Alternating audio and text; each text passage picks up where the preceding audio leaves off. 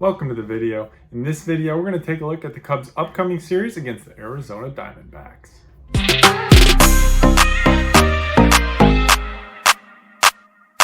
We'll begin by taking a look at the Arizona Diamondbacks. Here we'll take a look at the top 15 teams in xwOBA over the last 7 days. This does not include Thursday. Diamondbacks did play in Miami on Thursday, so this does not include that. We see the Diamondbacks are 4th and the Cubs are 15th in xwOBA, so teams that are hitting it hard and getting on base. Seattle killing it recently, but both these teams have been very good offensively all year long. As we get into their players here over the last 7 days, xwOBA, one of the keys, they have a very deep lineup. They've got a whole bunch of guys who can hit the ball out and are capable of getting hot at any point. As the Cubs saw the last series in Arizona, Eugenio Suarez was absolutely crushing it. Currently not crushing it as much as we look at this graph. He's one of the lower guys on the list, him and Josh Naylor, but both of those guys can get into a ball. So the deep lineup is something that is really one of the reasons they're one of the better teams in the National League.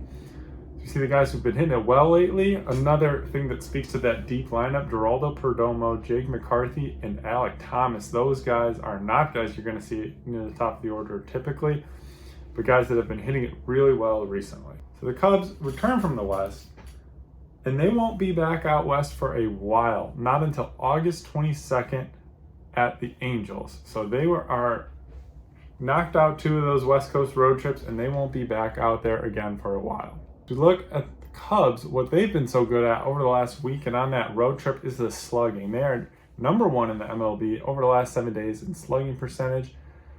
Lots of homers, absolutely killing it, providing the power. But as we saw in that xwOBA, further down on that list, so not necessarily getting on as often as they were back in the beginning of the year, but still hitting for the power. As we look here, the Cubs walks by game, we'd see that exact thing right there, the drop off in the crazy amount of walks they were getting early on. They had some crazy games, 10 walks, 7 walks, 7 walks, 8 walks, 8 walks. That's 5 games in a 6-game span there. Since then, it's really dropped off. Haven't been above 5 except for that one on April 8th. And then since then, it's continued to decline. So part of that can be the Padres and Dodgers pitching is generally pretty good. But that's something I'd like to see again as we're back home and against the Diamondbacks again here. They need to pick that back up in order to really cash in on that slugging percentage that's been so good over the last 7 days. We take a look at this graph, full season stats, compare where the Diamondbacks and Cubs are at.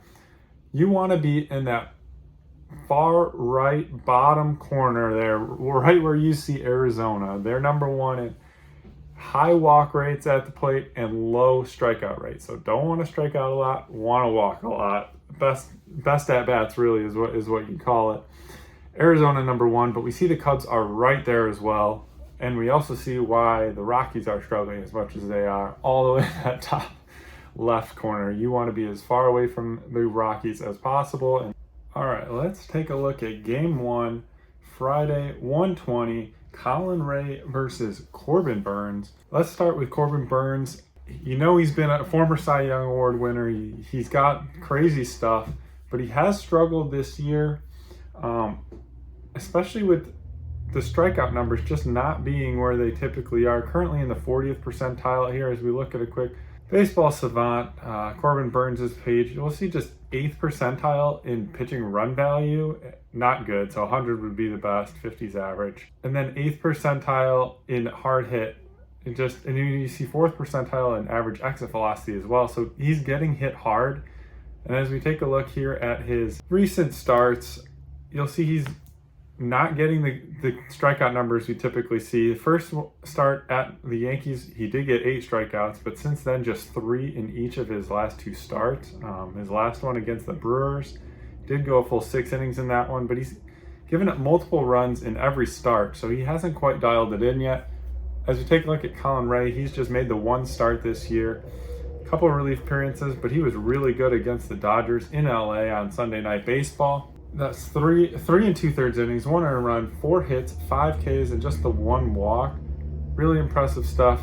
But as we look at this game, this one will be interesting because the weather as of now could be a little bit crazy. Wind expected to blow out 12 miles an hour, and with 76 degrees predicted weather at first pitch, this could be an environment for some offense. So the game prediction is supposed to include a lot of runs. Game 2, Saturday 1:20. There is a potential for rain in the forecast, so hopefully we can get this one in.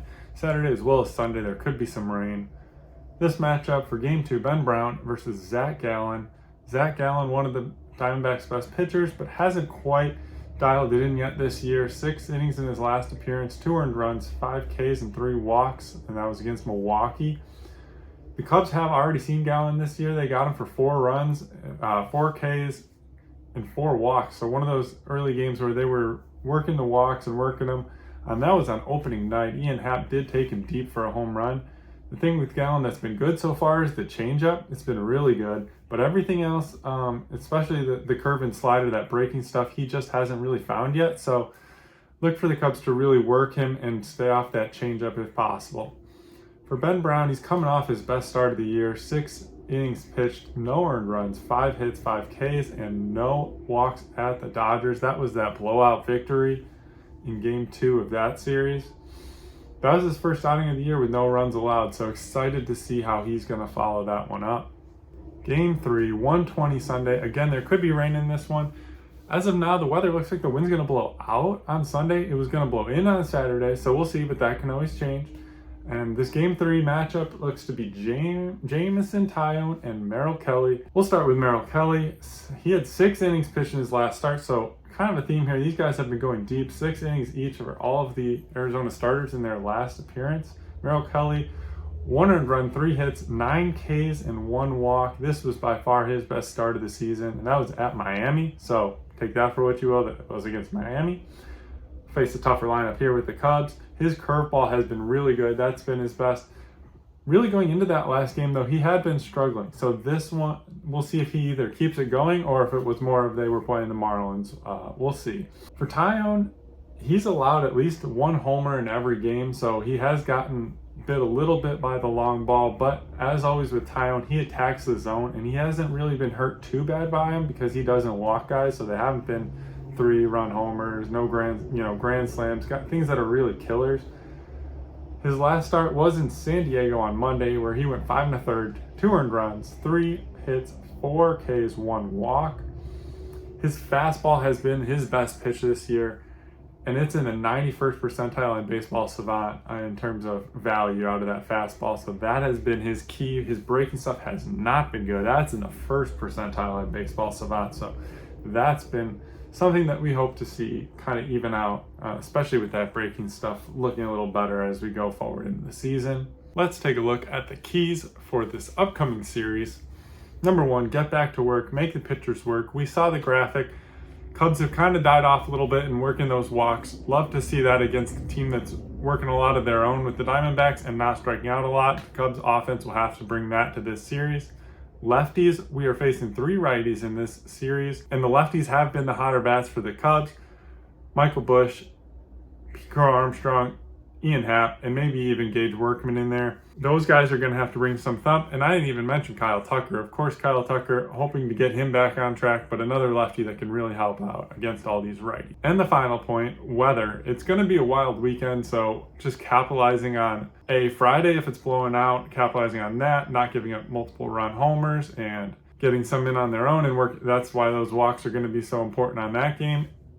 Saturday, Sunday, we'll see what the rain brings, but it could be a cause for error, mistake that can end up costing them the ball game. So just really focusing on those details and taking extra base if they need to, whatever they need to do to potentially steal a win in one of those games. I would love for the Cubs to take 2 out of 3 of this series as they're back home at Wrigley. If you've made it to the end of the video, thank you for watching. Let me know in the comments what you think of this series against the Diamondbacks. I know they don't have Steele anymore for the season. Unfortunate news there, and Shota Imanaga not going to pitch in this series, but I still think the Cubs have a good shot in this one.